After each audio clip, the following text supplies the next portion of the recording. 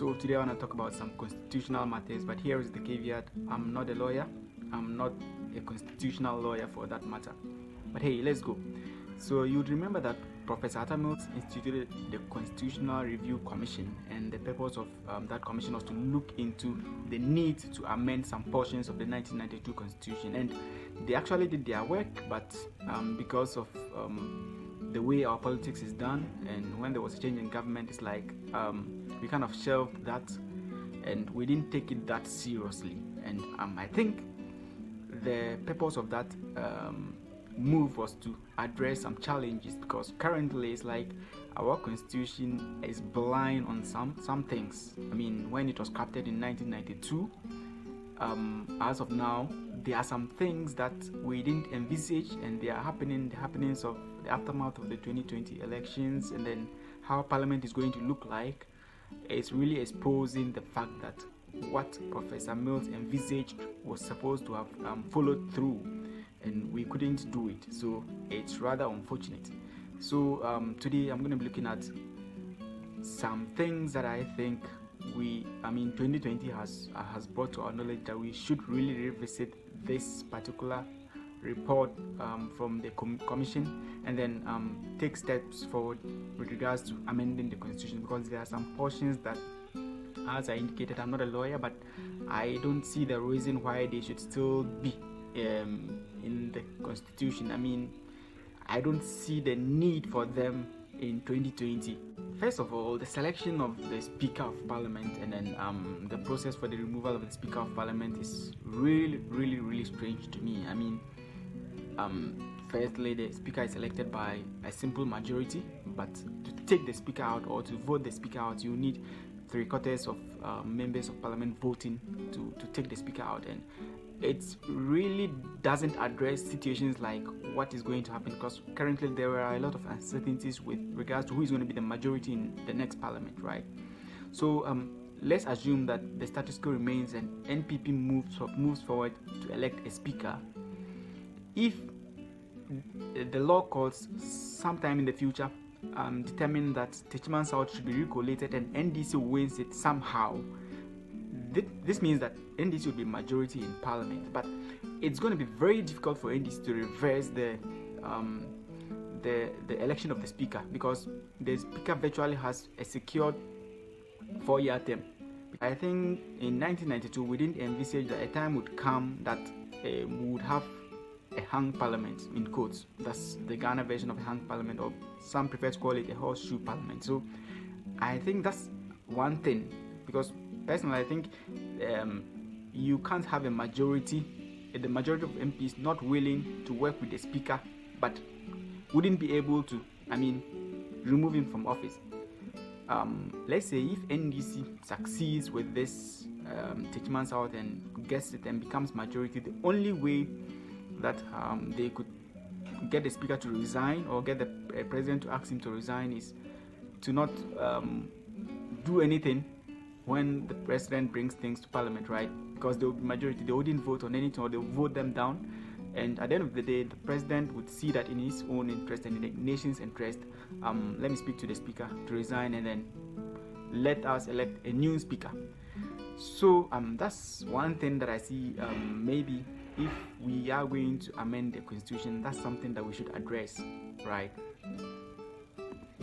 So another thing I find strange in the current constitution is the Article 78 Clause 1 that entreats the President to appoint majority of ministers from amongst members of Parliament. Because I don't know, maybe there are some reasons, but I don't see the reason why we should do that, especially when we want a working Parliament. There have been a lot of criticisms of the fact that our Parliament is always a rubber stamp, and for us to have a working Parliament, I think the dual role of Minister MP should be looked at again. And I don't know, probably it was because of economic reasons, but Akufo-Addo just what he did by appointing 123 ministers kind of just poo-pooed that. If it was because of economic reasons, kind of poo-pooed it, right? So I really think we should look at it. Let's just allow MPs to be MPs and have time to do their parliamentary work, and then meet their constituents, and then select ministers from outside parliament.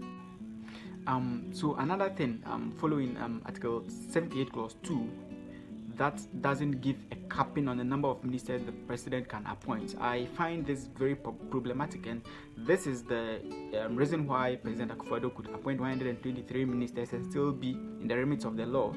I think we've got to look into this particular article and change things. It will be in the interest of the nation.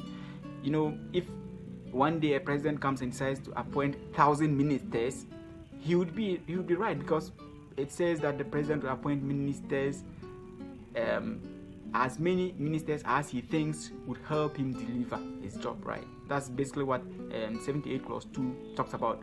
So if a president comes and decides to appoint 1,000 ministers, we can't cough. You can't. Constitutionally, he's right.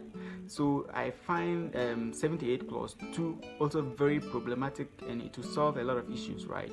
So yeah, that's another thing that I hope to see changing if there's going to be any amendment of the 1982 Constitution. Again, still on the ministerial appointments, Article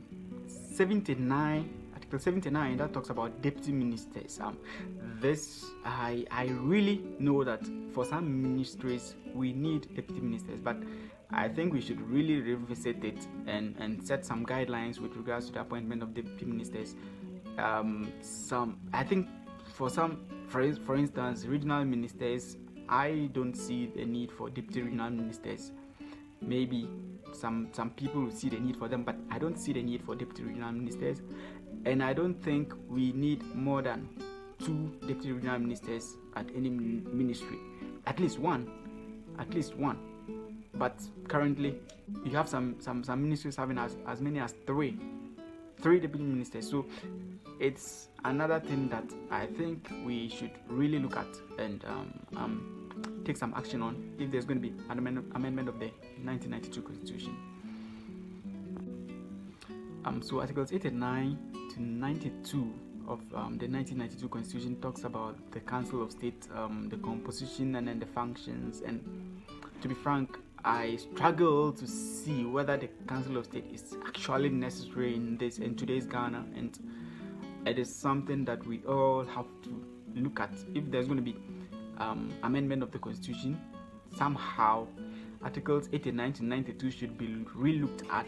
Maybe we don't need them, maybe we need them, but we need to kind of reorientate that office and give them some powers, because currently their advice on the president are not even binding, right? So it's really a tricky office, and I don't know what is there for, and I don't know what the purpose it's there to serve, right? So Articles 89 to 92, we should be really looking at them and thinking about how to amend them or even strike them out. That's my view. So yeah, that's about it. I think the 1992 Constitution is gradually becoming stale, and it's about time we ginger it up to meet the standards of today. And the vision of Professor Mills in setting up the Constitutional Review Commission should not be thrown away. We should go back and take the report and then make some inputs into it and then get it done. If we've got to have a referendum, let's have the referendum. If not, 78 Clause 1 and 2, then Article 95, the election of the Speaker, and then Council of States, and then deputy ministerial positions. Those things are things that are very problematic to me, and I really hope we look at them. So let's have some discussion in the comment section.